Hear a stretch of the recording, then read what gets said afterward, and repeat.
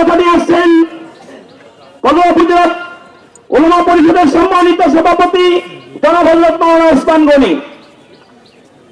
আমরা অতি সংক্ষিপ্ত, খুব সংক্ষিপ্ত কথা বলার জন্য অনুরোধ জানাচ্ছি। মাওলানা ওসমান গনি ভাই। আসসালামু আলাইকুম ওয়া রাহমাতুল্লাহ। সংগ্রামী তাওহীদের জনতা, ভূমিকা ছাড়াই সংক্ষিপ্ত কথা।